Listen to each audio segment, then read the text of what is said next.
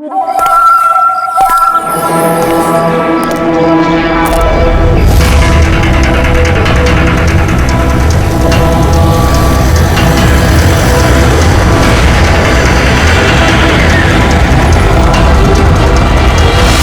भाई, गाड़ी आगे ले।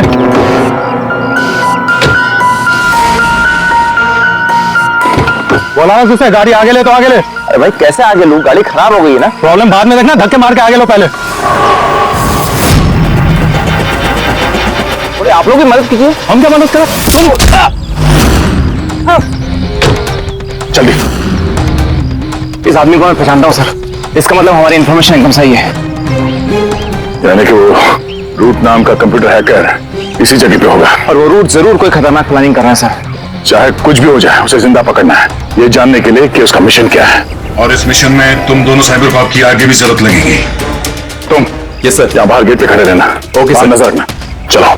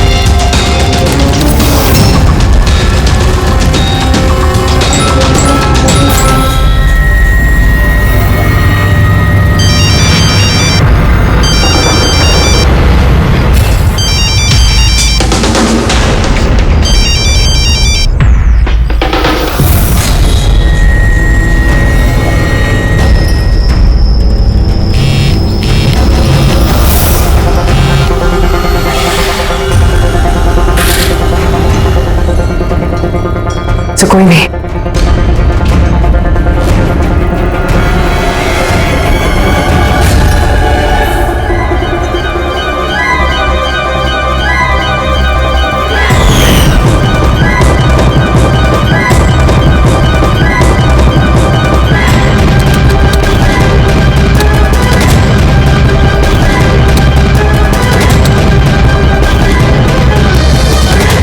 आप रेडी?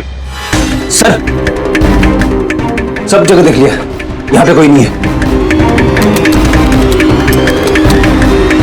खबर तो गलत नहीं हो सकती, यहीं कहीं होना चाहिए।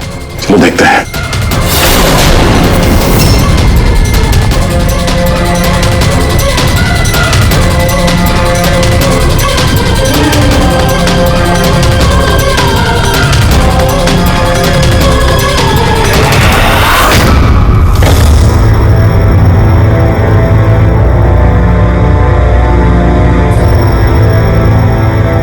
तो कोई नहीं है।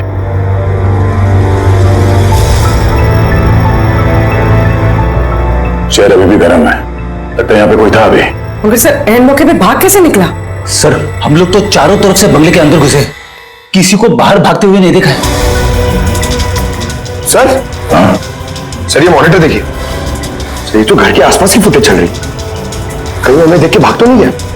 हो सकता है वो ज्यादा दूर नहीं गया होगा।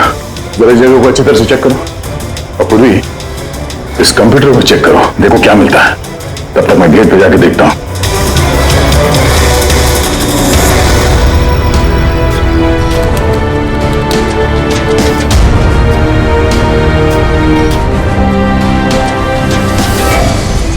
महेश, महेश। Yes sir. ये रूट अंदर नहीं है, लगता भाग गया। तुम यहीं पे खड़े थे? सर मैं यहीं पे खड़ा था, मैंने किसी को नहीं भागते हुए देखा। ऐसा कोई नहीं किया बाहर? नहीं सर। मेन गेट से तो कोई बाहर गया नहीं, पता नहीं ये रूट कहां से चला गया। सर बाहर पीछे की तरफ एक गेट है, शायद वहीं से भाग गया होगा। सर वो कंप्यूटर पासवर्ड प्रोटेक्टेड है, ब्यूरो ले जाना पड़ेगा। सर ये रूट जरूर अपना उसी खतरनाक मिशन को पूरा करने में लगा होगा। ये रूट को किसी भी हाल में जल्द से जल्द ढूंढना होगा। एक मिनट। पूरे घर में कहीं भी ये कारपेट नहीं है, और यहाँ पे कारपेट रखा हुआ है, उसके ऊपर ये स्टूल। ये हटाओ से। सर यहाँ पे खुफिया दरवाजा। बड़ी, तुम यही रहो इनके साथ, लोग अंदर देखते हैं।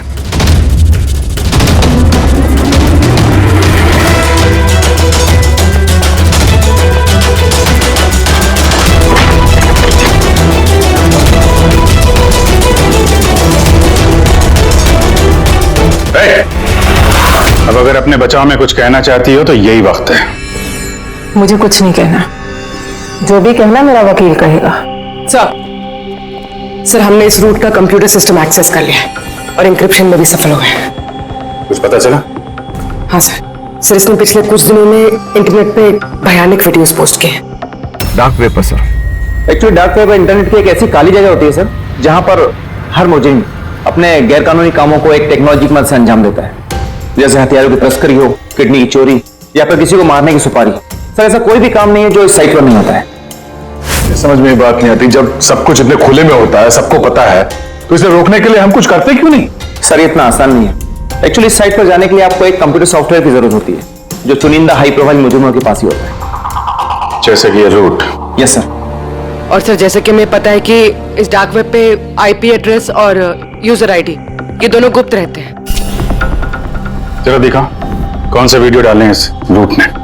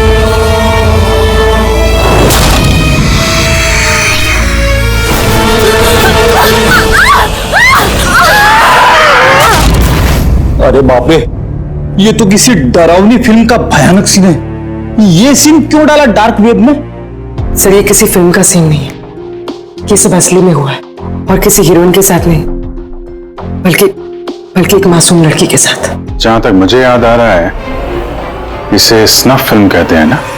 हाँ सर, बहुत बड़ी इंडस्ट्री है वीडियोस की। कौन है ये लड़की? मुझे नहीं पता। तुम जिम्मेदार हो इसकी मौत की? नहीं सर, मैं किसी की मौत की जिम्मेदार नहीं हूँ। मुझे तो बस पैसे दिए गए थे ये वीडियो डार्क वेब पे डालने के लिए, और मैंने बस डाल दिया। किसने दिए पैसे? मुझे नहीं पता। नहीं पता कहने से काम नहीं चलेगा। एक लड़की की जान गई है। सर मेरे यकीन कीजिए, ऑनलाइन पैसे ट्रांसफर किए गए थे मेरे अकाउंट में। किसने किए मुझे कुछ नहीं पता। पता नहीं है तो पता करो। कंप्यूटर की बहुत बड़ी महारथी हो ना, ये पता करना तुम्हारे लिए कोई मुश्किल काम नहीं है। पता करो। अभिजीत, अगर कोई इस तरह का फिल्म बना के अपलोड कर रहा है तो हमें जल्द से जल्द उस तक पहुंचना होगा जो ये मौत का खेल खेल रहा है। एक काम करते हैं, इस लड़की की फोटो सभी पुलिस स्टेशन में भेज देते हैं। एक बार पता चल जाए लड़की कौन है, सारा मामला साफ हो जाएगा।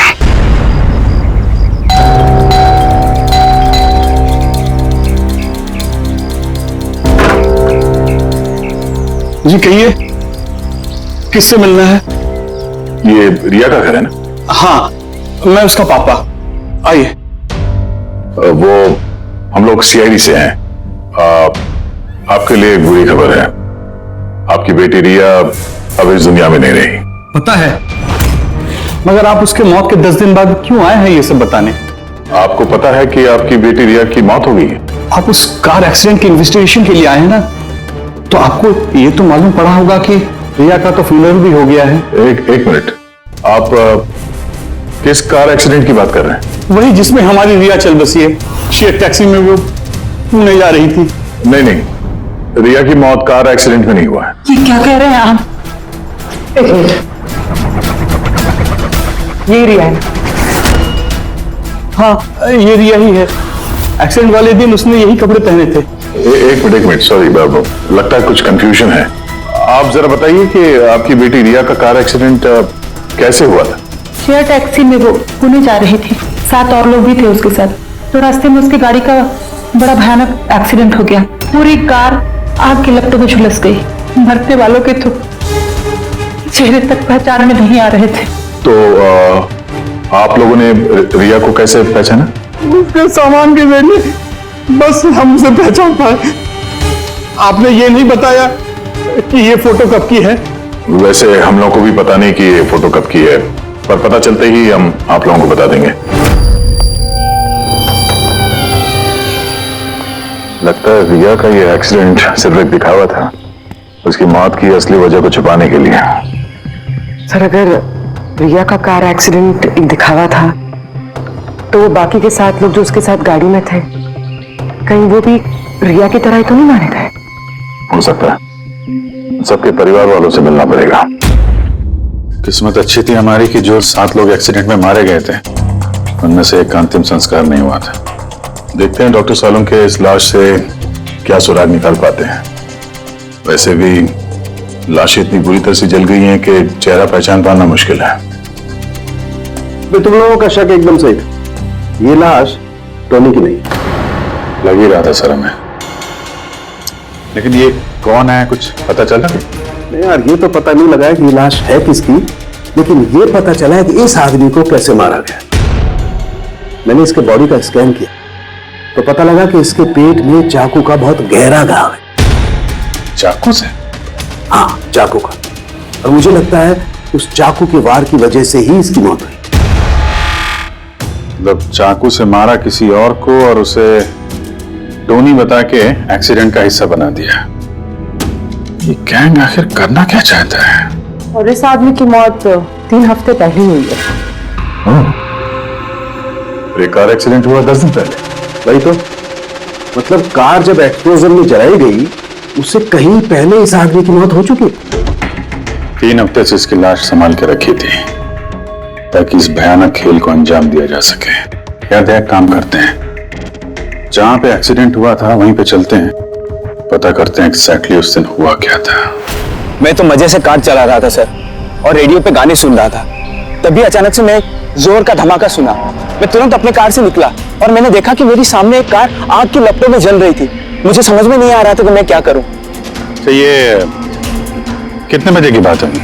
सर, मुझे लगता है कुछ शाम के 5 बजे होंगे। ये कैसे हो सकता है? सर, एक सेकेंड सर, ये टोल नाके की फुटेज देखिए सर। यहाँ पे तो गाड़ी 3:30 बजे क्रॉस हुई थी। फिर ये जगह वहां से 20 किलोमीटर दूर ही है सर। तो 20 किलोमीटर का सफर तय करने में 1.5 घंटे तो नहीं लगने चाहिए। रास्ते में कोई ढाबा होटल भी नहीं है, कोई चाय वाय के लिए रुक जाए जहाँ पे।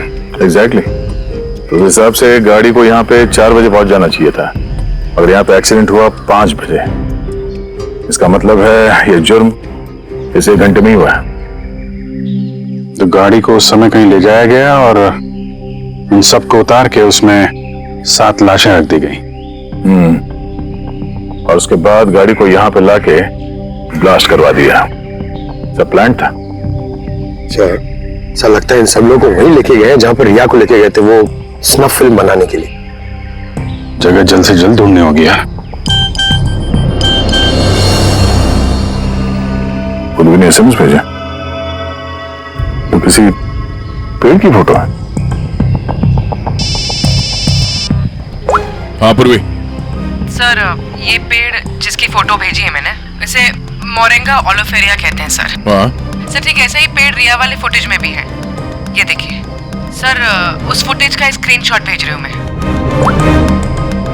सर, ये पेड़ महाराष्ट्र के 2 जंगलों में पाए जाते हैं। ये तो एग्जैक्टली वैसे ही पेड़ है, महाराष्ट्र के 2 जंगलों में। कौन कौन से जंगलों में? सर, एक जंगल है जो नासिक के पास है, और दूसरा जंगल एक्सीडेंट वाली जगह से सिर्फ 1 घंटे की दूरी पे है, और इस जंगल का नाम है प्रीफिक्स फॉरेस्ट। जरूर ये मौत का खेल इस प्रीफिक्स जंगल में ही हुआ है। प्रीफिक्स फॉरेस्ट तो काफी बड़ा जंगल है यार, मीलों तक फैला हुआ है। फॉरेस्ट ऑफिसर की मदद लेनी होगी।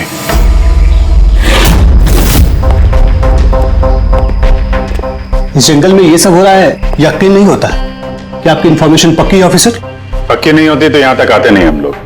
आप बताइए, कुछ हाल फिलहाल में ऐसी कोई घटना आप लोगों ने कुछ सुनी हो, कुछ देखी हो, जंगल के अंदर कुछ हुआ हो? बिल्कुल नहीं, और अगर ऐसा कुछ होता तो हम जरूर उस पर ध्यान देते।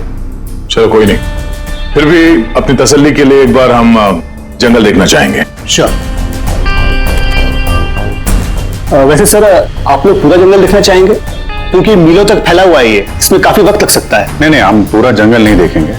हमें जंगल का वो हिस्सा दिखाइए जहां पे कोई आता जाता नहीं है, क्योंकि अक्सर सुनसान इलाकों में ही जुर्म पनपता है। Okay officers. विनोद, देखना, इन्हें जंगल के उन इलाकों की दिखाने की जिम्मेदारी आपकी है। ओके? जी सर। Yes sir.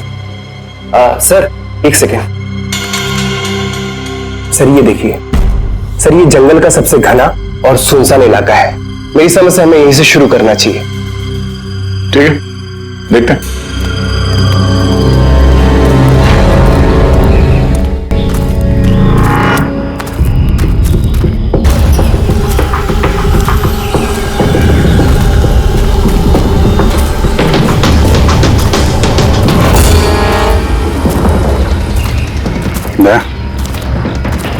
यहाँ पेड़ पे देखा?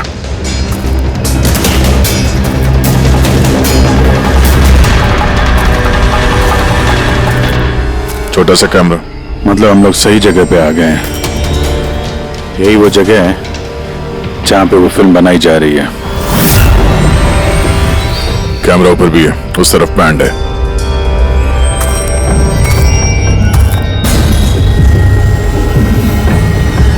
शायद इस कैमरे से कुछ पता चले उनके अड्डे के बारे में। नहीं अभिजीत, ये तो हाई एंड वायरलेस कैमरा है। इसके जरिए पता लगाना मुश्किल है कि इसमें जो स्टोर्ड फुटेज है वो कहां से ब्रॉडकास्ट हो रहा होगा, और इस जंगल में पता नहीं और कितने कैमरास हैं। देखते हैं, आगे शायद कोई कैमरा मिल जाए जिससे कुछ पता चले।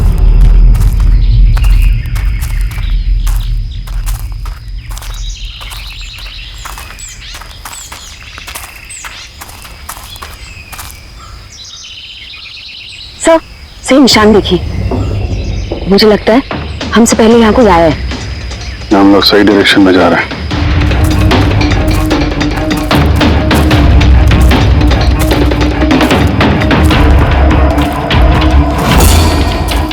सर ये निशान यहीं तक है। सर इसका मतलब उनका अड्डा यहीं कहीं है।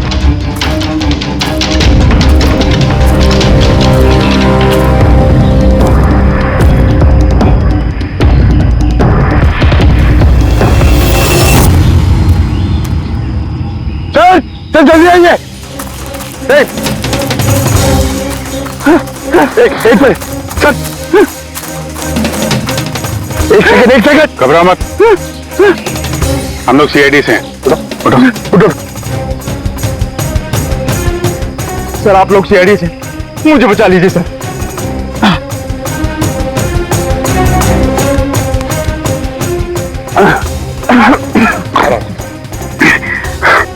यहाँ फंस कैसे गए तुम? सर मुझे जंगल से बाहर निकलने का रास्ता नहीं मिल रहा। सर उस खूनी ने एक एक करके सबको मार दिया। तुम लोग यहाँ आए कैसे? हम शेयर टैक्सी में सवार होकर सफर कर रहे थे कि अचानक हमारी गाड़ी पंक्चर हो गई और कार रुक गई। सड़क पर पहले से किसी ने कीले और कांच के टुकड़े रखे हुए थे सर। फिर इसके बाद कुछ लोग आए जिनके चेहरे नकाब से ढके हुए थे और जब तक हम कुछ कर पाते उन्होंने हमें बेहोशी के इंजेक्शन लगा दिए। और जब मुझे होश आया तो मैं इस घने जंगल में था सर। सर मैं ही जानता हूँ कि इस जंगल में मैं भूख प्यास से कैसे रहा हूँ। कभी लकड़ी खाई तो कभी पेड़ के पत्ते, और जब भी किसी के चिल्लाने की आवाज आती तो समझ जाता किसी की जान चली गई। यहाँ जगह जगह कैमरे लगे हुए हैं। तुम्हारी किस्मत अच्छी थी कि तुम उनके पकड़ में नहीं आए। सर पकड़ इसलिए नहीं पाए क्योंकि उन्होंने एक कैमरा मेरे कमीज के बटन में लगाया हुआ था और वो बटन मैंने तोड़कर फेंक दिया। शायद इसी वजह से वो मुझे ढूंढ नहीं पाए। तुम्हें अंदाजा है कि बाकी के लोगों में कितने लोग जिंदा हैं अभी तक? मालूम नहीं सर, पर कल रात जब मैं पेड़ पर बैठा हुआ था मुझे किसी के चीखने की आवाज आई थी। न जाने वो उनको घायल कर रहे हैं या फिर जान से मार रहे हैं सर। कि किस तरफ से आवाज आई थी, कौन सी दिशा से, कुछ याद है आपको? मेरे पेड़ इस तरफ, शायद उस तरफ से सर।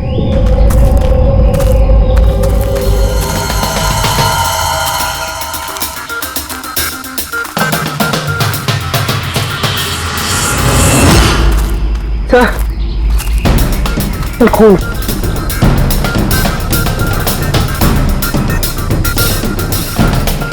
तो यहाँ पर भी। इसका मतलब उनमें से कोई घायल है। किस तरफ गया होगा? सर ये देखिए, खून के कुछ निशान इस तरफ भी जा रहे हैं। इस तरफ भी खून का निशान है और इस तरफ भी है। दोनों तरफ है। दोनों तरफ देखना पड़ेगा। पंकज, पूर्वी, तुम लोग इधर देख लो, हम लोग इधर देख लेते हैं। विनोद, तुम इनके साथ जाओ और हाँ, हर आधे घंटे में अपडेट दे देना, ठीक है? आप आइए।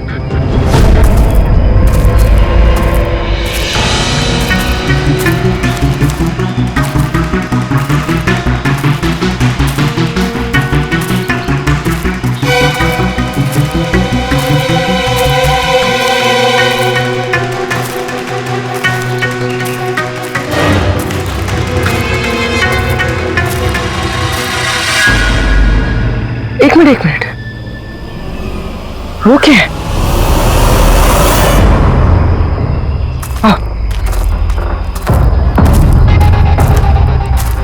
घर, शायद घायल विक्टिम ने यहीं पर पनाह ली हो। जंगल के बीच में घर, मगर नक्शे के हिसाब से तो यहाँ कोई घर नहीं था।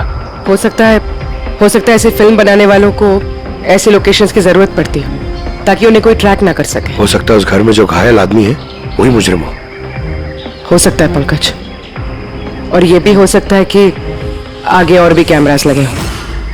होशियार रहना।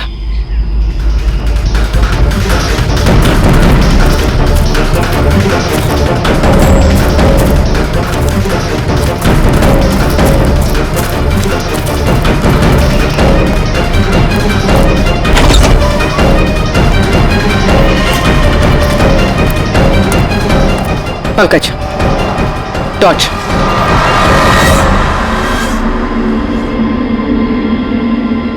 ये घर तो एकदम हिंदी फिल्मों की डरावनी पिक्चरों जैसा। ये देखो, उस घायल विक्टिम को यहीं पर लाया गया है। वो आवाज सुनी? अंदर से आ रही है।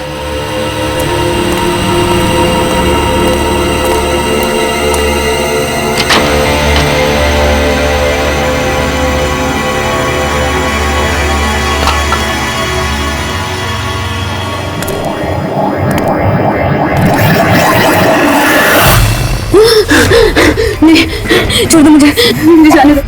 बाहर आओ। मेरे पास मत आना, मैंने कुछ नहीं किया। देखो, हम लोग सीआईडी से हैं, घबराओ मत। आओ, कुछ नहीं होगा तुम्हें। आ जाओ।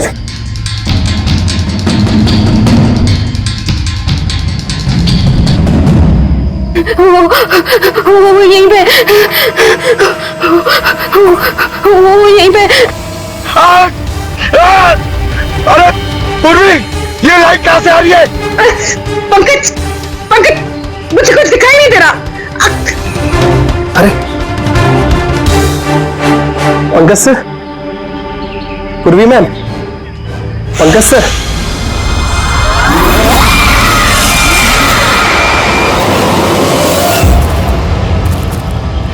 सर, खून के निशान तो यहाँ के खत्म हो गए।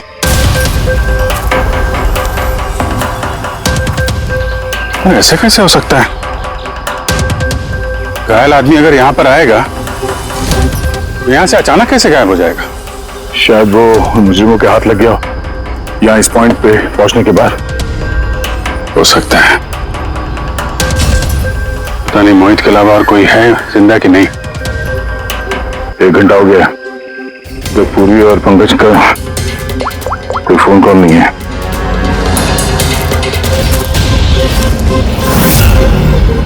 पूरी फोन उठा नहीं रही है। पंकज देख लो,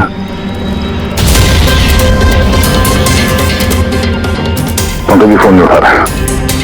और यार किसी मुसीबत तो नहीं है दोनों? चलो चल के देखते हैं, चलो।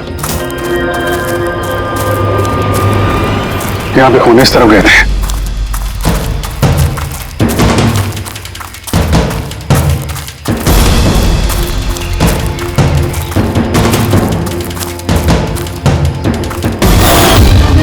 इस घर के अंदर शायद कोई हो, अंदर जाके देखता हूँ।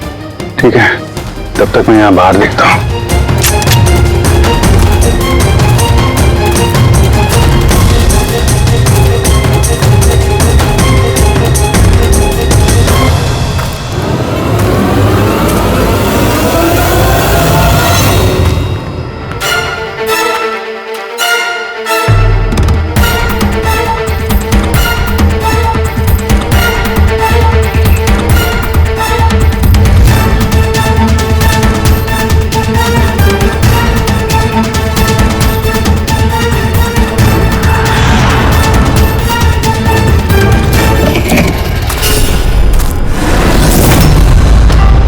पंकज कब आएगा?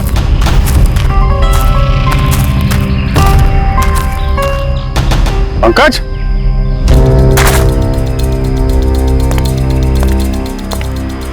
पंकज,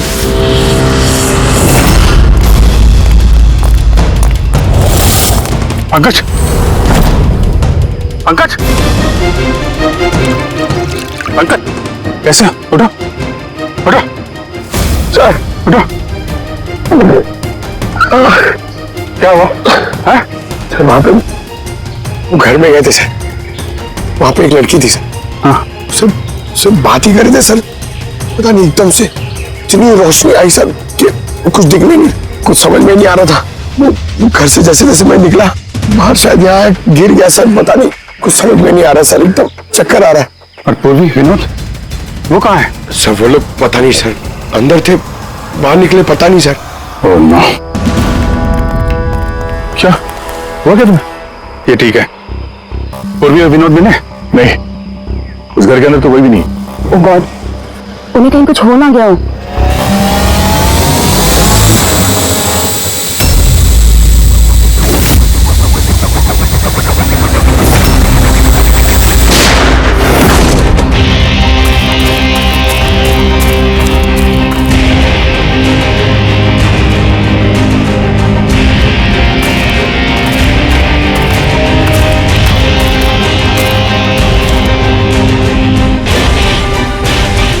ये सब तो बड़ा मुश्किल होता जा रहा है। हमें वापस जाना होगा। चलो। क्या मतलब? देखो दया, हमें ये नहीं मालूम है कि अपराधियों की तादाद कितनी है, कितने कैमरे लगा रखे हैं यहाँ पे, कितने हथियार हैं उनके पास, ऊपर से हम पे हर वक्त नजर रखे हुए हैं। अभी फिलहाल हम उनसे मुकाबला करने की तैयारी में नहीं है। और पूर्वी, उसे यहाँ पे अकेला छोड़ के चले जाएंगे हम लोग? यार दया देखो, पूर्वी उनके चंगुल में फंस चुकी है। हम उसको बचाने जाएंगे तो हम भी नहीं बच पाएंगे। अभिजीत, क्या हो क्या तुमने? कुछ याद है सीआईडी में हमें पहले क्या सिखाया था? यही कि सबसे पहले अपने साथी को पीछे मत छोड़ना, चाहे वो जिंदा हो या मर चुका हो। अरे यार, हर लड़ाई रूल बुक के हिसाब से नहीं लड़ी जा सकती। हमें यह भी सिखाया गया था कि प्रेजेंस ऑफ माइंड का इस्तेमाल करना अलग अलग परिस्थितियों में। आई एम सॉरी, तुम्हारे इस थॉट से मैं एग्री नहीं करता। आई एम सॉरी, तुम्हें जाना है तुम जा सकते हो, बिना पूर्वी के मैं यहाँ इस जंगल से बाहर नहीं जाने वाला। जिद मत करो दया, हमें यह भी नहीं मालूम है कि पूर्वी जिंदा है कि नहीं। अभिजीत वो एक सीआईडी ऑफिसर है, इतनी आसानी से हार मानने वाली नहीं है। वो बेचारी अकेली लड़ रही होगी उन मुजरिमों से। और अब जब उसे सबसे ज्यादा जरूरत है हमारी। हम पीठ दिखा के भागेंगे यार। ज्यादा जरूरी यह है कि जो लोग उस गिरोह के कैद में नहीं आए हैं उनको बचाया जाए। और तुम्हें पूर्वी की इतनी परवाह है, तुम जिद मत करो, मेरे साथ चलो। हम लोग अच्छी प्लानिंग बना के वापस आएंगे। चलो। इसे हो क्या गया सर? अभी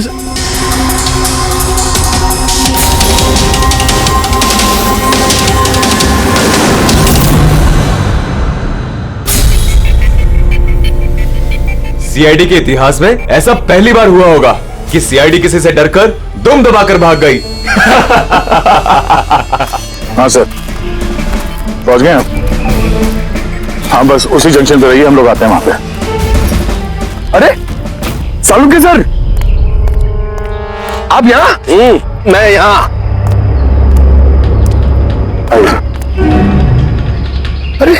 अरे तुम्हें क्या लगा हम लोग पूर्वी को ऐसे ही छोड़ देंगे जंगल में मरने के लिए? हैं? तो आपका और दया सर का झगड़ा झूठा था।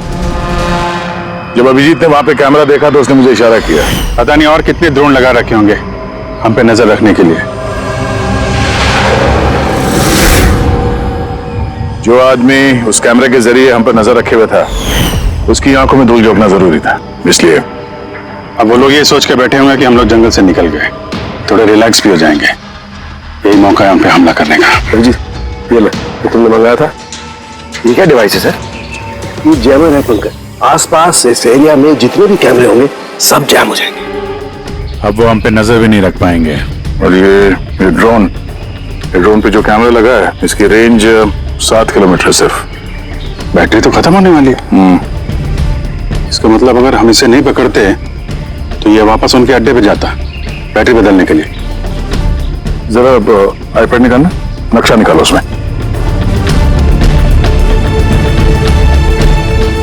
ये वो जगह है जहां पे हमें ये ड्रोन मिला था। अब इसके पास ही वो बंगलो है, लगता है यही होगा मुजरिम का ठिकाना। तो चलते हैं, चल के आजाद कराते हैं पूर्वी और बाकी जो जिंदा बचे हुए लोग हैं उनको। चलो। नहीं सर, आप मेघना और मोहित आप लोग यहीं पे रुकिए, हम लोग देखते हैं।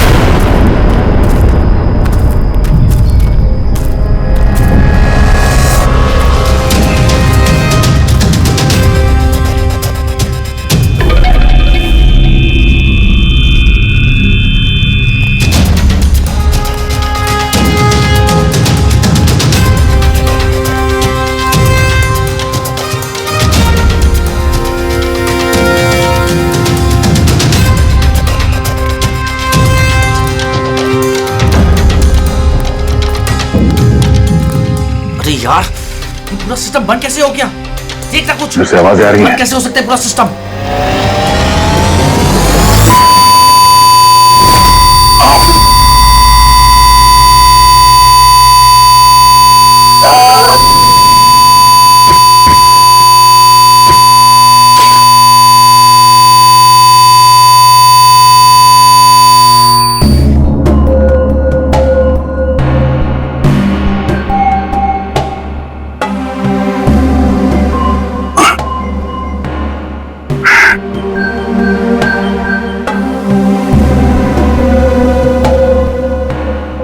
पंकज,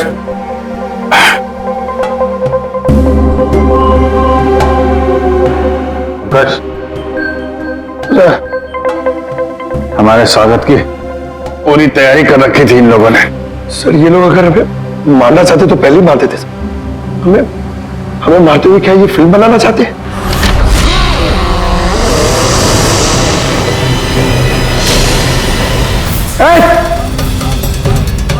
सच जा, सच मैं हूं पंकज।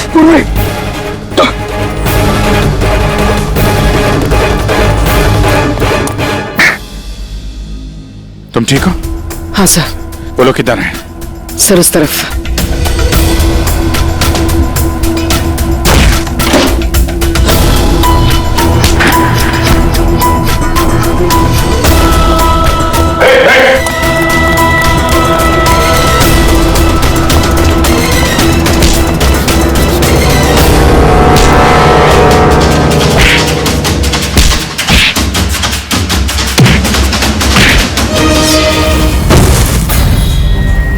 सर चल चल।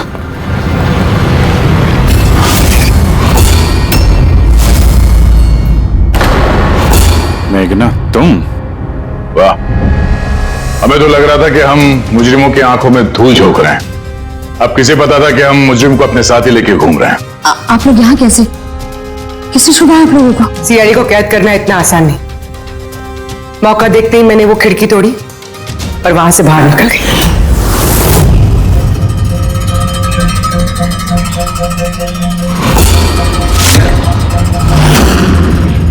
और उसके बाद मैंने उन्हीं लोगों का पीछा किया जिन लोगों को तुमने भेजा था मुझे ढूंढने के लिए। और फिर मैंने उस नकाबपोश आदमी को देखा और उसका भी पीछा किया।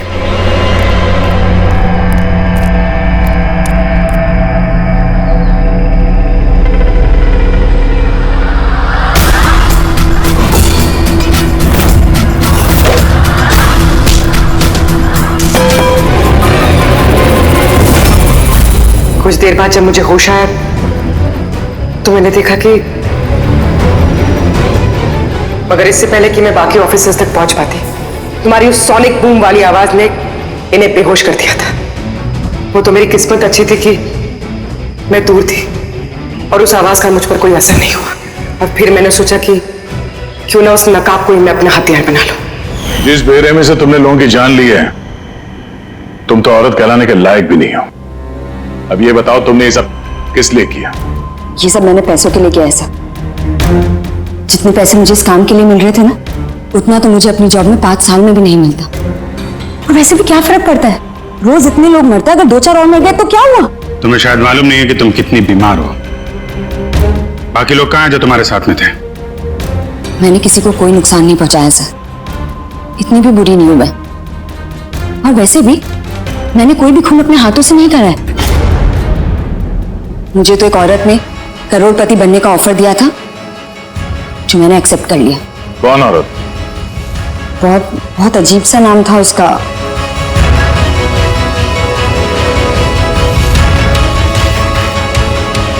रूट। रूट?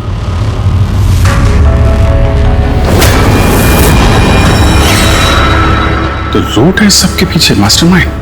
अब उसने ऐसा क्यों किया, उसका जवाब तो अब वही देगी। तो जहां तक तुम्हारा सवाल है, कानून तुम्हें कड़ी से कड़ी सजा देगा।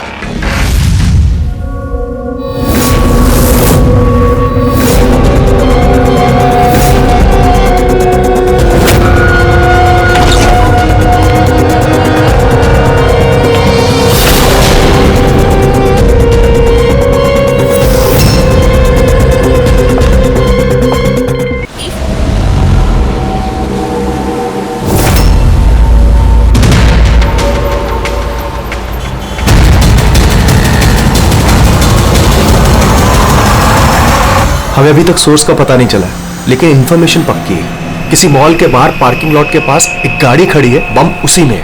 हमारे पहुंचने से पहले पुलिस वो जगह खाली करवा लेगी ताकि सब लोग सेफ रहे, किसी की जान को खतरा ना हो।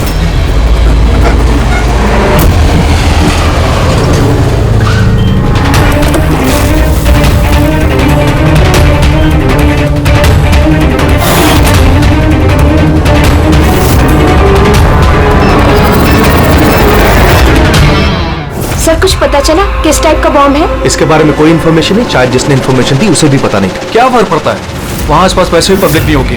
हम आराम से बॉम्ब डिफ्यूज कर सकते हैं, और नहीं भी कर पाए तो गाड़ी उड़ा देंगे। राइट, तैयार हो राधा? जी यस, इस बार तुम लीड करोगी। Are you sure? इसे इन्वॉल्व करना है? एक बार फिर से सोच लो। अगर बम डिफ्यूज करते वक्त हम लोगों में से किसी की मौत हो गई तो इसे तो प्रैक्टिस होनी चाहिए ना, राइट? वैसे भी 2 हफ्ते हो गए तुम्हें स्क्वाड ज्वाइन किए हुए, कभी तो शुरुआत करनी है। I am ready sir. Good, मैं वहां जाके जगह चेक करूंगा ताकि कहीं कोई और बम ना हो, और तुम तब तक वहां प्राइमरी सर्किट डिफ्यूज करना। अगर इमरजेंसी में विक्रम हमें जरूरत पड़ी बम ब्लास्ट करने की तो तुम जगह खाली कराओगे, राइट? राइट। लेकिन ध्यान रहे वहां पब्लिक डरी हुई होगी, हमें शांत रहना है। We have to be cool and quick. Let's go.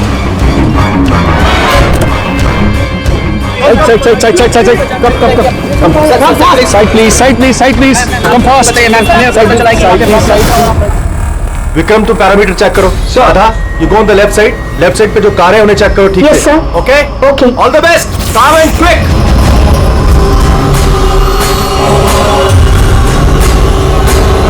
You have to be quick.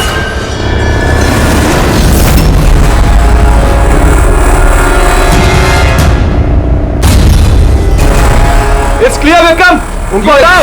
Yes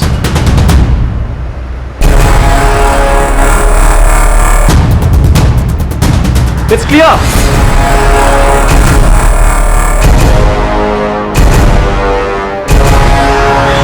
यहां भी ठीक है।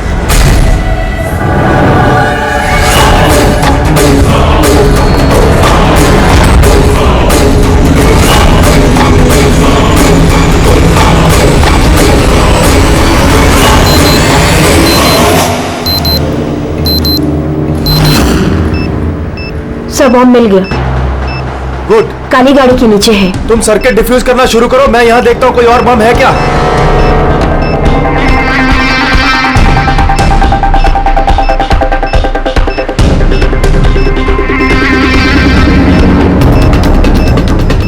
सर कम से कम 50 मीटर का रेडियस खाली करवाना होगा। ओके।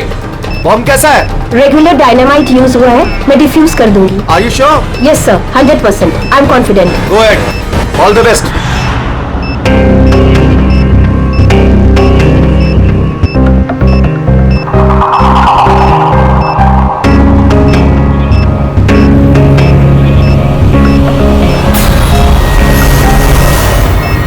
मुझे कुछ दिख नहीं रहा है sir. What happened?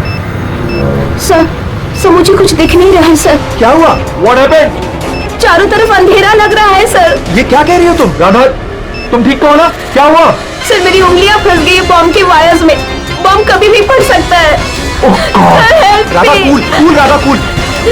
Sir help me. Radha तुम कुछ भी मत करना, हम लोग आ रहे हैं। कुछ नहीं दिख रहा है Don't मुझे। move, राधा, हम लोग आ रहे हैं। Radha, we are coming। Sir help me. Radha, we are coming। तुम हिलना मत बिल्कुल भी। Help me.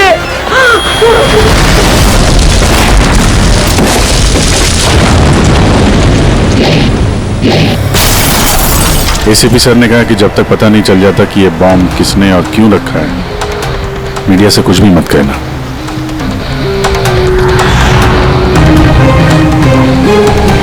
सर आगे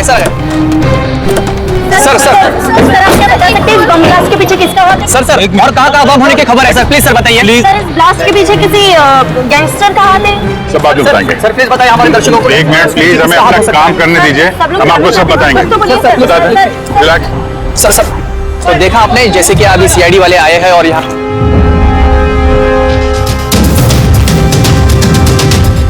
सर यहाँ तो कोई एविडेंस नजर नहीं आ रहा है और लाश भी नहीं दिख रही है फॉरेंसिक लैब में ले जाने के लिए।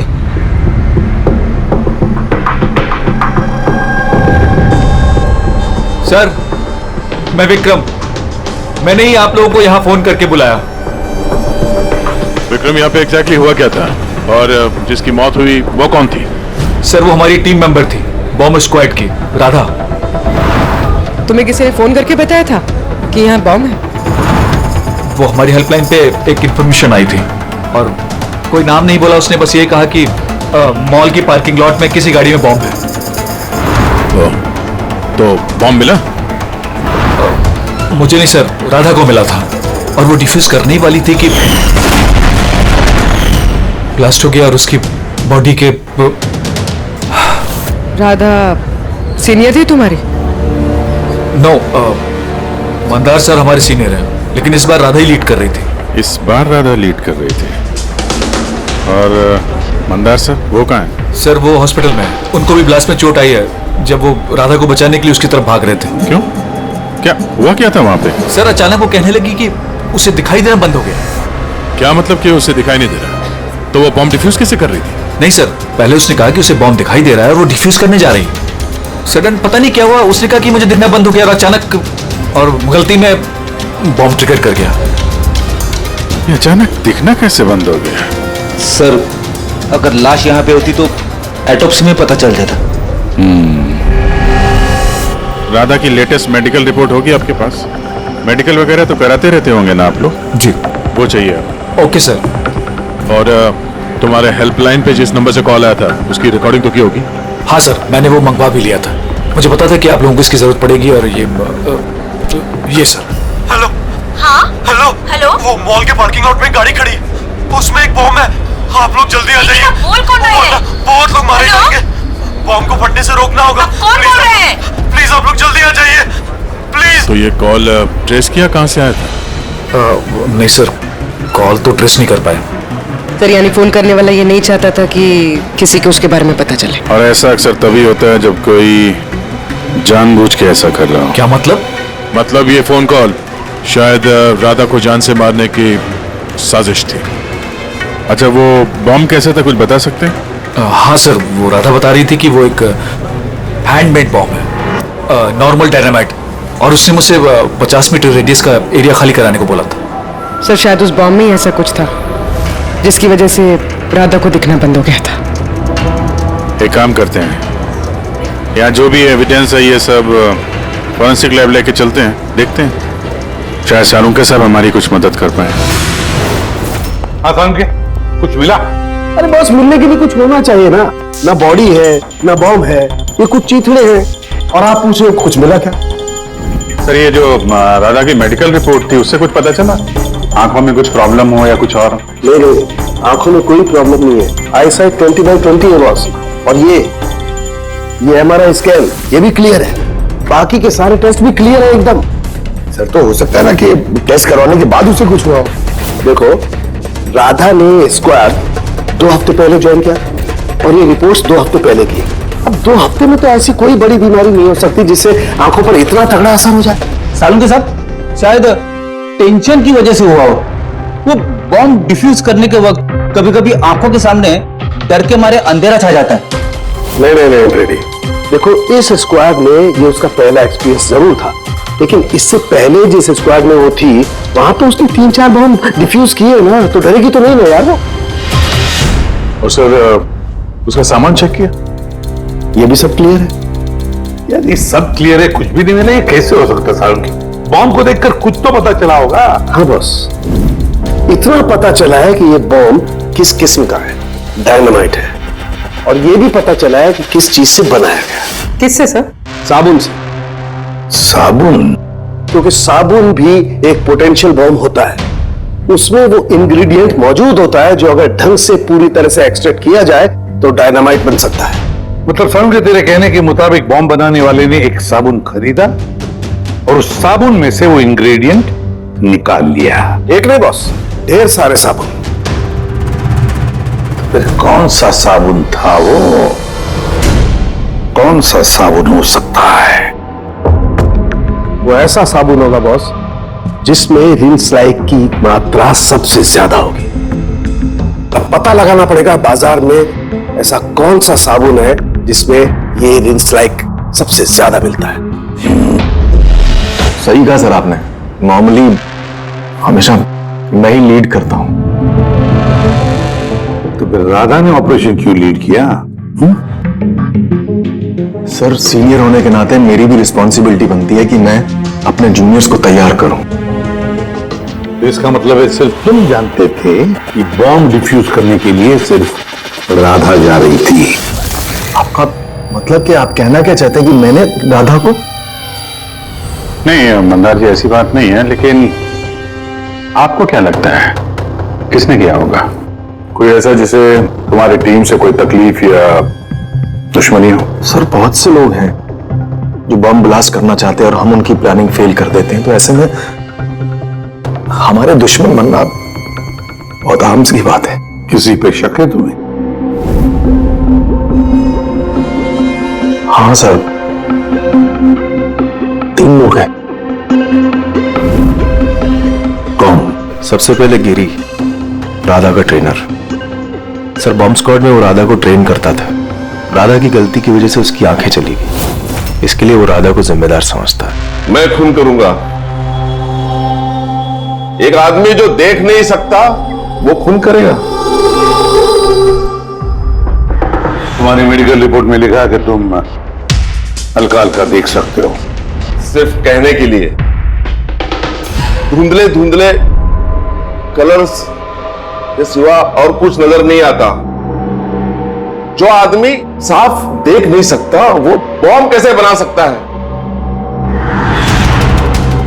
तुम्हारी आंखों की रोशनी राधा की गलती की वजह से गई। तुम्हें राधा पर गुस्सा आया होगा और उस गुस्से में आकर तुमने राधा को मार दिया। राधा ने ग्राउंड पे एक लाइफ बॉम्ब छोड़ दिया था।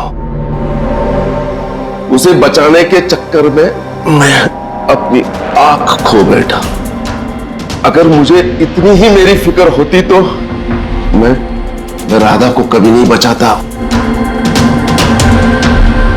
ठीक है, अभी आप जा सकते हैं। जरूरत पड़ी तो हम आपको दोबारा बुला लेंगे। और दूसरा राकेश सर, बहुत साल पहले कंट्रोल ब्लास्ट करते वक्त उसे चोट लग गई थी और उसके लिए वो मुझे जिम्मेदार समझता है। उसने स्क्वाड पर तो केस भी कर दिया था। राकेश, उस दिन एग्जैक्टली हुआ क्या था?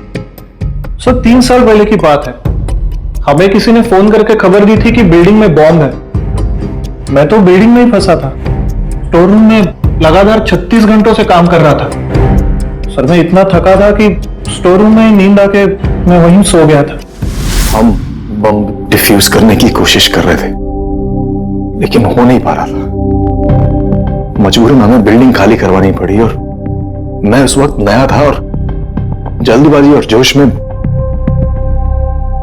ब्लास्ट करवा दिया। पूरी तरह से बिल्डिंग को चेक नहीं किया। नीचे स्टोर रूम में जहां राकेश था हम देख नहीं पाए। और उस ब्लास्ट में तुम्हें चोट लगी थी, राइट? नहीं तो ज्यादा चोट नहीं लगी थी। अच्छा, अगर तुम्हें कोई नुकसान नहीं हुआ था तो फिर तुमने बॉम्ब स्क्वाड के ऊपर केस क्यों किया? सर मैं छोटी मोटी नौकरी करता हूँ सर। मैंने सोचा अगर केस कर डालूं तो बैठे बिठाए थोड़े पैसे बना लूंगा। मतलब तुम्हें अभी कोई शिकायत नहीं उनसे? नहीं, बिल्कुल नहीं। उल्टा उन्होंने मुझे 3 दिन छुट्टी तक दी थी। और तीसरा किशोर सर, वो हमारी टीम में था। पिछले महीने ही मैंने उसे स्क्वाड से निकाला और उसकी जगह राधा को रखा था। तो मुझे लगता है कि राधा से और मुझसे सबसे ज्यादा नफरत वही करता है। 2 घंटे में चाहिए मुझे। जाओ। मंदर, 1 मिनट, ये देखो, बहुत जरूरी है। क्या हुआ? क्या ये? किशोर की मेडिकल रिपोर्ट्स।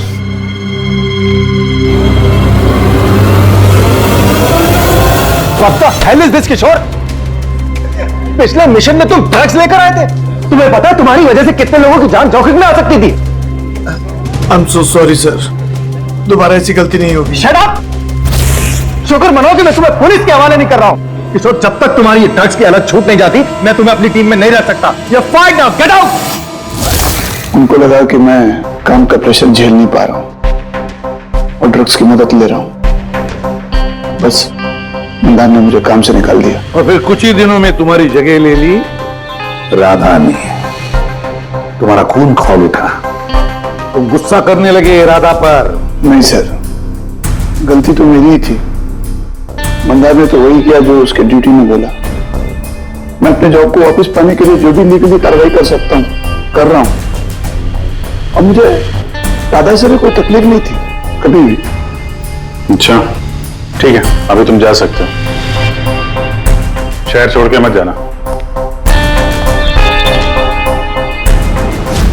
अभिजीत, बिना किसी सबूत के ये पता लगाना कि इनमें से कौन सच बोल रहा है कौन झूठ, जरा मुश्किल है।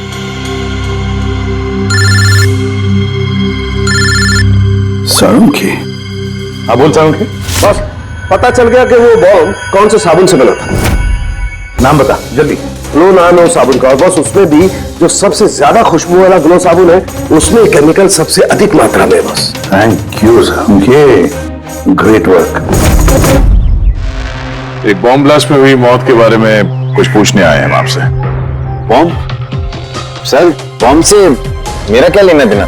हमेशा क्या कि वो बॉम्ब आपके ब्रांड के साबुन से बनाया गया है। ये आप कैसी बातें कर रहे हैं सर? सर मैं एक सीधा साधा ईमानदार बिजनेसमैन हूँ और अगर ये बात मार्केट में फैल गई मेरा तो बिजनेस। देखिए अब घबराइए मत, ऐसा कुछ नहीं होगा। हम जानते हैं कि इसमें आपकी कोई गलती नहीं है। बस हमें थोड़ी सी डेटा और इंफॉर्मेशन चाहिए। कैसी इंफॉर्मेशन? यही आपके जो लोकल रिटेलर्स हैं उनमें से किसी ने अचानक बहुत सारा स्टॉक मंगा लिया हो।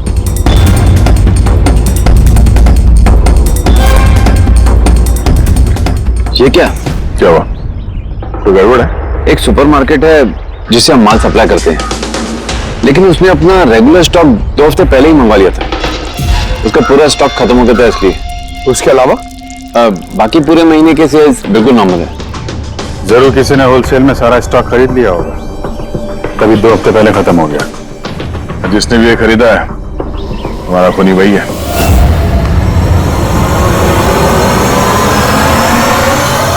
हो सकता है सर, अक्सर लोग यहाँ बल्क में माल खरीदते हैं। ग्लो सोप का भी बल्क सेल जरूर हुआ होगा। फिर तो आपके सिस्टम में रिकॉर्ड भी होगा ना उसका? ऑफ कोर्स होगा। अगर बल्क में ही उसने माल खरीदा होगा तो पेमेंट भी कार्ड से किया होगा, तब तो उसका नाम और डेट दोनों होगा। ये देखिए सर, ये ग्लो सोप का एक बल्क सेल हुआ है। हमें इस काउंटर के ऊपर जो कैमरा है ना, वो वाला, इसकी सीसीटीवी फुटेज चेक करनी है।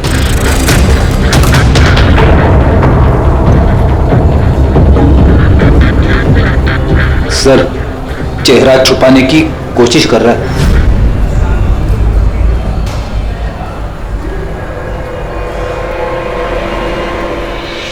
सर मगर सिक्योरिटी गार्ड ने तो देखा ही होगा ना इसे। चलो इसी से चल के पूछते हैं। नहीं सर, कुछ याद नहीं सर। अब इतने हाथ पैर मारने के बाद एक आदमी मिला, उसका चेहरा किसी ने देखा नहीं। अब उसे ढूंढेंगे कैसे? सालुंके सर, वो आदमी जिसने बल्क में साबुन खरीदा था ना बॉम्ब बनाने के लिए, उसकी सीसीटीवी फुटेज मिल गई है। मगर एक प्रॉब्लम है, उसकी शक्ल नहीं दिख रही और ना ही किसी ने देखी है। अब तो बस एक ही तरीका है केस सॉल्व करने का। राधा की आंखों को क्या हुआ था, पहले ये पता करना पड़ेगा। अरे यार, वही पता करने की कोशिश कर रहा हूँ कब से। सालुंके सर, ये डायनामाइट, ये फट जाएगा, पूरी बिल्डिंग गिर जाएगी। ये क्या कर रहे हैं आप? बिल्डिंग फटेगी या नहीं फटेगी, मेरा सर जरूर फट जाएगा यार। शोर मत मचाओ यार। यार, हमने कब शोर मचाया? एक मिनट सर, मैं ये डायनामाइट के साथ क्या करें सर? ये जानने की कोशिश कर रहा हूं पंकज के उस रोज राधा को अचानक दिखना बंद क्यों हो गया था, और इसके लिए मुझे इस डायनामाइट के धुएं का साइड इफेक्ट चेक करना था। ओह, तो फिर सालुंके साहब, आपने सारा का सारा धुआं अंदर ले लिया? हाँ, और क्या हुआ? मेरा सर फट रहा है यार, प्लीज। सर फटेगा ही ना, ये डायनामाइट है। वहां खड़े हो जाओ जाके, चलो वहां खड़े हो जाओ, चुपचाप वहां खड़े हो जाओ। पीछे पीछे पीछे पीछे, जब देखो कोने में खड़ा कर देते हैं यार। पता नहीं यार, ये एसीपी क्यों भेज देता है इनको यार।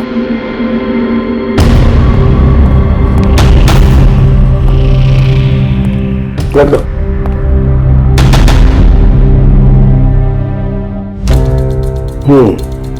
ठीक है, तुम मंदार को बोलना, मैं जल्दी वापस लौटा दूंगा। ये क्या हुआ है सर? बॉम्ब है? बॉम्ब नहीं है फ्रेडी, बॉम्ब सूट है, बॉम्ब सूट।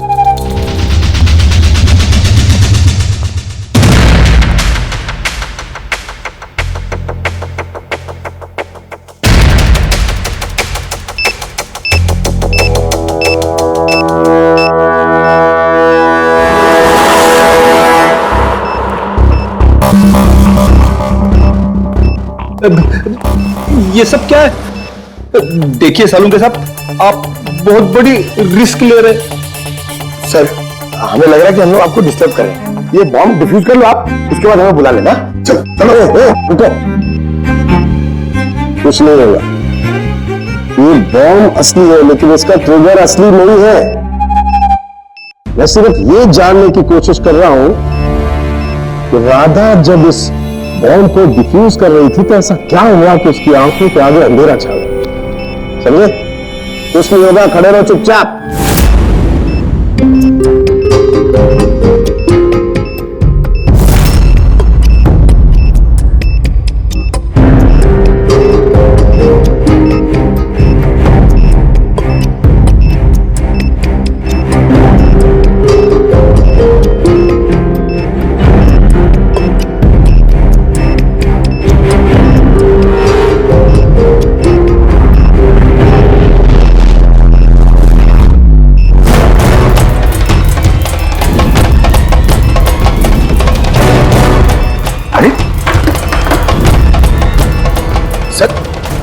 सर, ये सारा सामान राधा का?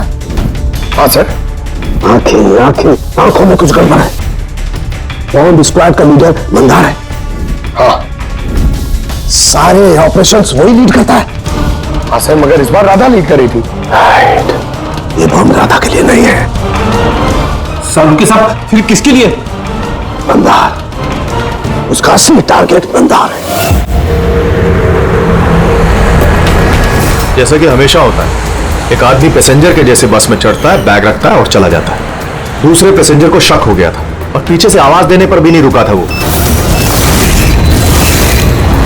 इस बार मैं लीड करूंगा। सब लोग अपना अपना मोबाइल निकाल लो, switch off the mobile.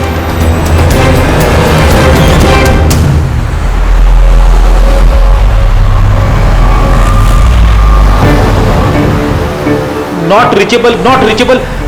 Phone को हुआ क्या सर? हाँ, मंदार का फोन ही नहीं लग रहा है। फोन स्विच ऑफ करके रखा होगा। बॉम्ब साइट के आसपास कोई भी इलेक्ट्रॉनिक इक्विपमेंट इस्तेमाल करना अलाउड नहीं है। अब कैसे बताए उसे? पोस्ट विक्रम को फोन ट्राई करो।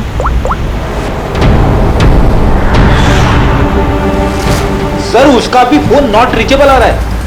बॉस, हमें हर हाल में मंदार को वॉर करना पड़ेगा। यार लेकिन साउंड के तुझे लैब में क्या मिला ये पहले बता। उस रोज राधा को क्या हुआ था ये जानने के लिए मैंने बॉम्ब स्क्वाड का सूट खुद पहना, तो थोड़ी देर बाद मुझे पसीना आने लगा और देखने में परेशानी होने लगी। बॉस, राधा के साथ भी कुछ ऐसा ही हुआ होगा। इस परेशानी से बचने के लिए जरूर उस रोज राधा ने भी कोई न कोई आई ड्रॉप जरूर डाला होगा ताकि उसे दिखाई दे सके। ओह, लेकिन सर राधा के सामान में हमें वो आई ड्रॉप तो नहीं मिला। हाँ, नहीं मिलेगा दया, क्योंकि उस रोज राधा लीड करने वाली नहीं थी, मंदार लीड करने वाला था। फिर मुझे लगता है इसीलिए राधा ने अपना आई ड्रॉप नहीं लिया और उसने मंदार का आई ड्रॉप यूज किया बिना मंदार को बताए हुए। सलाइन आई ड्रॉप तो नॉर्मल है, उसे लाखों लोग इस्तेमाल करते हैं। हाँ फ्रेडी, लेकिन शायद ये आई ड्रॉप बॉस नॉर्मल नहीं था। यार लेकिन साउंड के ये आई ड्रॉप्स कौन से थे ये तो बता। बॉस, चश्मे का नंबर पता करने के लिए जो डॉक्टर लोग डालते हैं, डायलेशन आई ड्रॉप, मुझे लगता है ये वही डायलेशन आई ड्रॉप था जिससे सब कुछ धुंधला धुंधला दिखाई देने लगता है। माय गॉड, तो फिर दया किसी ने मंदार के सलाइन आई ड्रॉप की जगह पर डायलेशन आई ड्रॉप्स की बोतल रख दी। बिल्कुल, और मंदार को पता ही नहीं चला क्योंकि उस दिन मंदार लीड करने वाला ही नहीं था, राधा लीड करने वाली थी। हम समझ रहे थे कि ये राधा को मारने की साजिश थी, पर उसका असली टारगेट तो ईमानदार ही था। था नहीं दया, था नहीं, है। मंदार अभी भी टारगेट है क्योंकि वो डायलेशन आई ड्रॉप लेकर के घूम रहा है।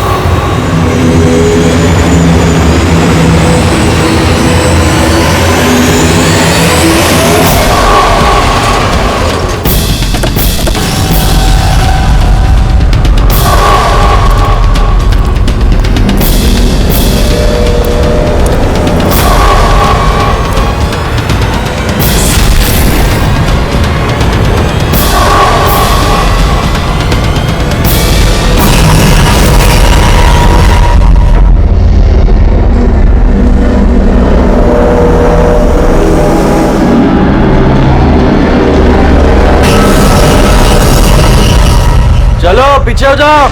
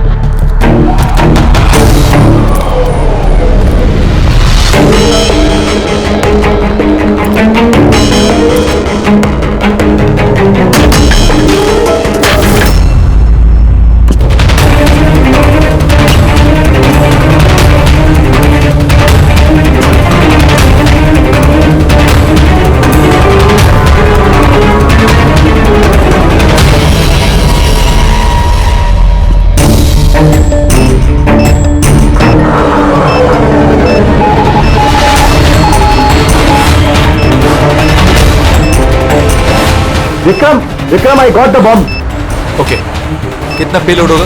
15 metre distance. Copy. Back back back back back back back.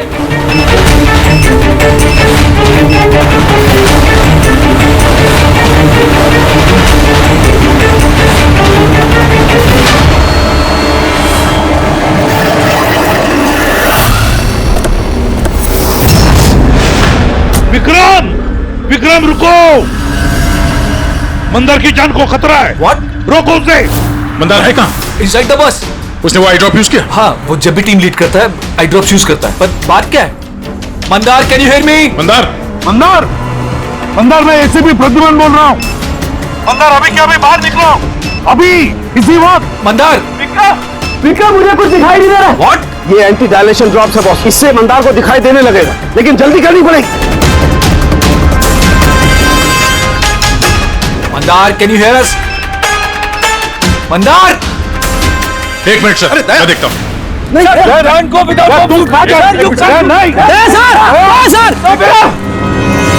Vikram, कम हेल्प मी।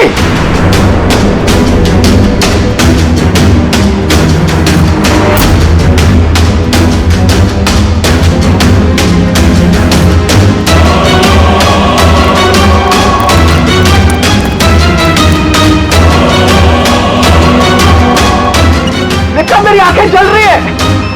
मंदार, मंदार, कौन है? मैं इंस्पेक्टर दया। दया, तुम यहाँ क्या आए हो?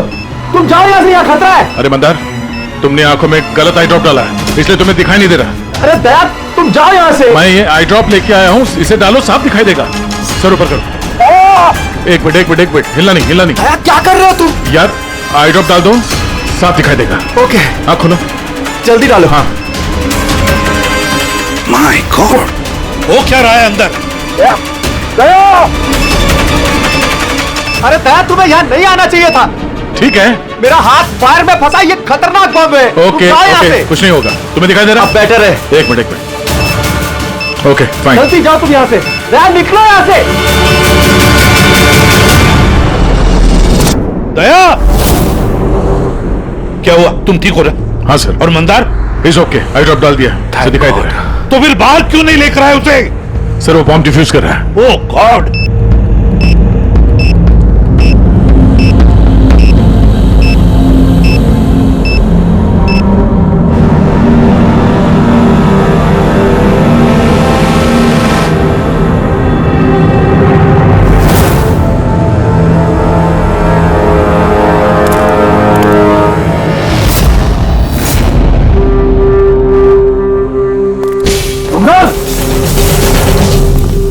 क्या मंदार, तुम ठीक हो मंदार? मंदार, तुम रोते क्यों हो यार? अरे सही सलामत तो हो। राधा मेरी वजह से मर गई सर। अगर मैंने उसे उस दिन लीड करने को नहीं कहा होता तो राधा आज हमारे बीच जिंदा होती। नहीं मंदार, देखो, इसमें तुम्हारी कोई गलती नहीं है। बहुत अच्छा काम किया तुमने। चलो चलो।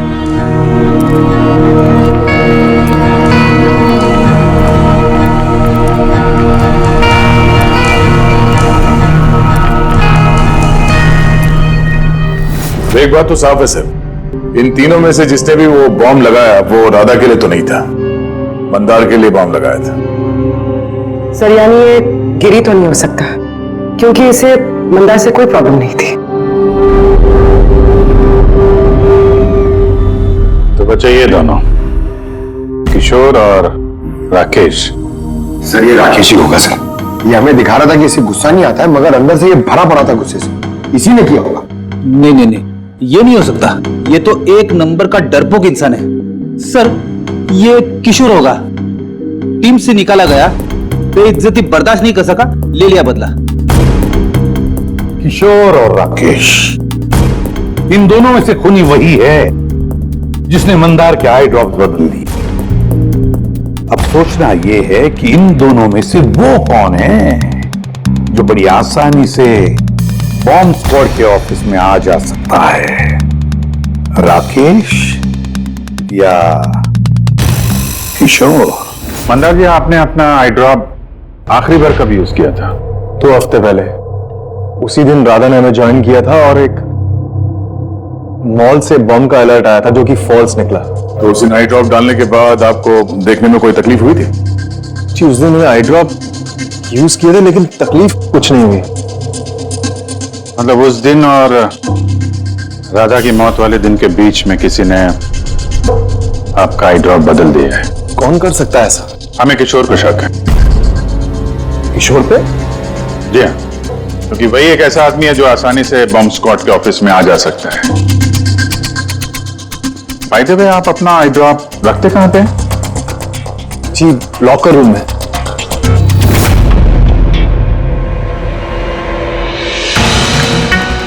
ये सीसीटीवी कैमरा, इसकी फुटेज देखनी है हमें पिछले 2 हफ्तों की।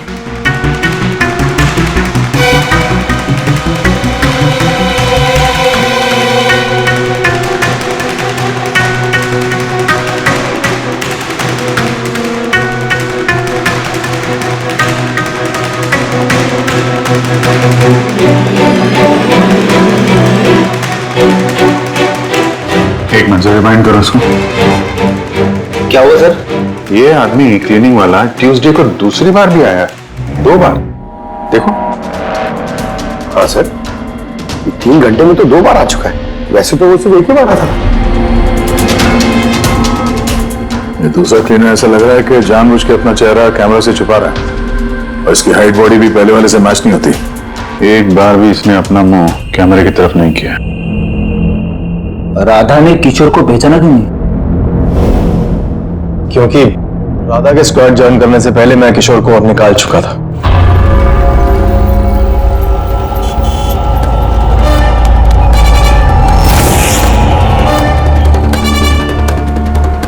आप लोग यहाँ पे? तेरा टायर पंक्चर करने आए। तो चले ससुराल। ससुराल? मतलब एक मर्डर के जुर्म में हम तुम्हें गिरफ्तार करने आए हैं। मर्डर? मैंने किसी का मर्डर नहीं किया। मैं तो यहाँ पे। अच्छा, तो फिर वो कौन था जो बॉम्ब स्क्वाड के हेडक्वार्टर्स में घुसा था, जिसने मंदार के आइटम्स बदले थे, जिसका चेहरा हमने सीसीटीवी फुटेज में देखा था? तुमने फिल्मी हीरो की तरह बड़ी होशियारी से कैमरे से अपना मुंह तो छुपा लिया, लेकिन हाय रे किस्मत, तुम्हें पता ही नहीं था कि वहां पे एक और भी कैमरा है। अरे हाँ, इसे कैसे पता होगा? इसे तो टीम से निकाल देने के बाद वहां पे कैमरा लगाया गया था। मैंने किसी का खून नहीं किया सर, मेरा विश्वास करो। मैं उस दिन हेडक्वार्टर गया था, लेकिन मैंने मंदार के आइटम्स को हाथ भी नहीं लगाया। तो फिर वहां पे क्या करने गए थे तुम? अपना ब्लड रिपोर्ट चुराने, जिसमें यह आया था कि मैं ड्रग्स लेता हूँ। बको मत। वो रिपोर्ट तुम्हारे किस काम की? उन लोगों के पास मेरे खिलाफ वही एक सबूत था सर। मुझे लगा कि अगर वो मेरे हाथ लग गया तो मैं उनके ऊपर केस करके अपना जॉब आसानी से हासिल कर सकता हूँ। मैंने किसी का खून नहीं किया, मैं सिर्फ वो ब्लड रिपोर्ट ही चुराने गया था सर। वो रिपोर्ट कहाँ है अभी? मेरे पास में, मेरे घर पर। सर, अब तो हमारे पास सबूत भी है कि किशोर इल्लीगली हेडक्वार्टर में घुसा था। बड़ा ही चालाक है किशोर, हमें बेवकूफ बनाने की कोशिश कर रहा है वो। सर पता नहीं, मुझे नहीं लगता कि वो हमें डबल क्रॉस कर रहा है, और करके फायदा भी क्या होगा? अभी झूठ बोलेगा, वापस कोर्ट में फंस जाएगा। सर वो तो ये भी कह रहा था कि वो क्लीनिंग स्टाफ वाला बन के वहां आया ही नहीं था, बल्कि खिड़की कूद के वहां घुसा था। खिड़की से अंदर घुसा क्योंकि उसे पता था कि वो खिड़की ठीक से लॉक नहीं होती है। और सर, मंदार और विक्रम के हिसाब से वो रिपोर्ट हेडक्वार्टर से चोरी तो हुई है। झूठ बोल के कंफ्यूज कर रहा है वो हमें, ताकि पकड़ा जाए तो बोल दे कि रिपोर्ट चोरी करने गया था। फ्रेडी, अगर उसे मंदार को मारना ही था तो वो अपनी रिपोर्ट क्यों चुराएगा? उसे पक्का मालूम है कि रिपोर्ट चोरी हो गई तो शक उसी पे जाएगा। सर कहीं ऐसा तो नहीं कि उस दिन हेडक्वार्टर्स में एक नहीं 2 लोग उसे? सर एक तो वो क्लीनिंग स्टाफ और दूसरा खिड़की से। हो सकता है। अगर किशोर खिड़की में से घुसा था तो फिर दूसरा कौन था? तो फिर तो एक ही आदमी बचता है, राकेश। लेकिन राकेश के पास तो ऐसी कोई खास वजह थी नहीं सर। उसने तो सिर्फ कुछ पैसों के लिए सब किया था। वैसे राकेश का कुछ खास नुकसान भी तो नहीं हुआ ना, छोटी मोटी चोटें आई, और फिर ऐसा था ही नहीं कि उस ग्लास में उसने अपनी oh my God, my God, क्या हुआ सर? अभिजीत सच तो हमारे सामने है, लेकिन हम देख नहीं पा रहे थे। मतलब सर? ये मतलब राकेश ही समझाएगा। सर मैं आपसे पहले भी कह चुका हूं, मैं बस पैसों की लालच में आकर यह सब कर रहा था। इतनी सी बात को लेकर मैं किसी का खून क्यों करूंगा सर? राकेश, इतनी सी बात तो वो थी जो तुमने हमें बताई, जो नहीं बताई उसका क्या? अरे सर आप खामखा मुझ पर शक कर रहे हैं। अच्छा, अगर आपको लगता है खून मैंने किया तो प्लीज बताइए खून मैंने कैसे किया। चलो अभी बताता हूं। अब अपना मुंह खिड़की की तरफ करके खड़े हो जाओ। क्या कहा आपने सर? मैंने कहा अपना मुंह खिड़की की तरफ करके खड़े हो जाओ, पीठ मेरी तरफ। सबूत चाहिए ना तुम्हें, तो अभी मिल जाएगा। खड़े हो जाओ।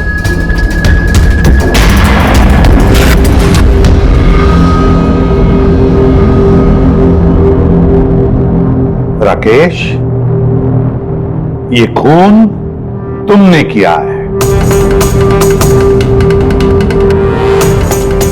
राकेश, ये खून तुमने किया है।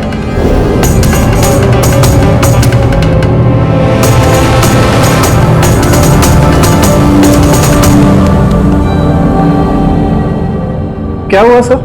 मैंने तुमसे कहा कि ये खून तुमने किया है, बोल के सुना, पर तुम सुन नहीं पाए।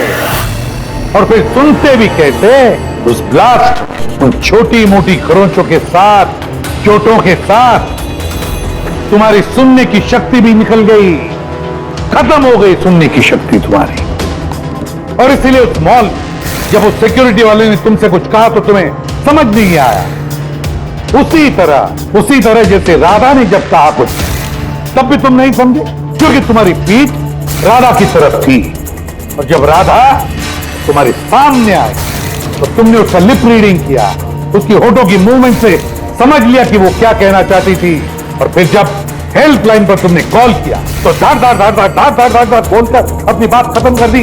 इसलिए क्योंकि सामने से ये ऑफिसर क्या कह रहा था वो तुम्हें सुनाई नहीं पड़ रहा था। क्यों? मैं सही कह रहा हूं ना? ये खून तुमने ही किया है ना? हाँ, मैंने ही खून किया है।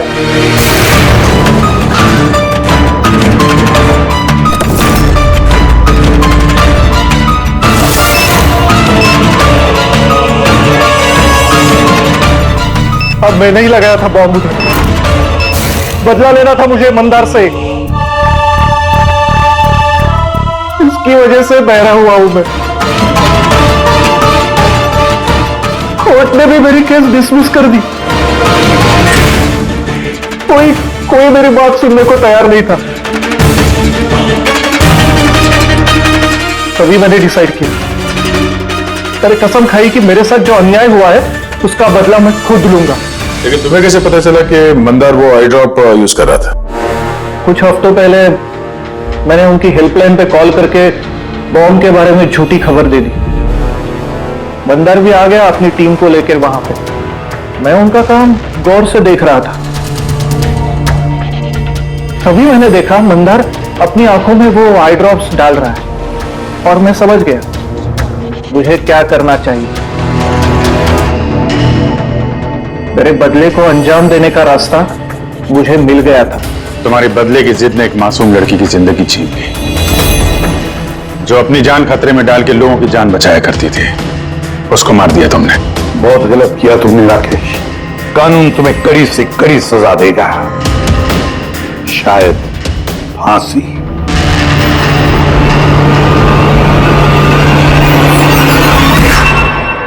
इस तरह के और भी एपिसोड देखने के लिए हमारे चैनल को सब्सक्राइब करें और बेल आइकन दबाना ना भूलें।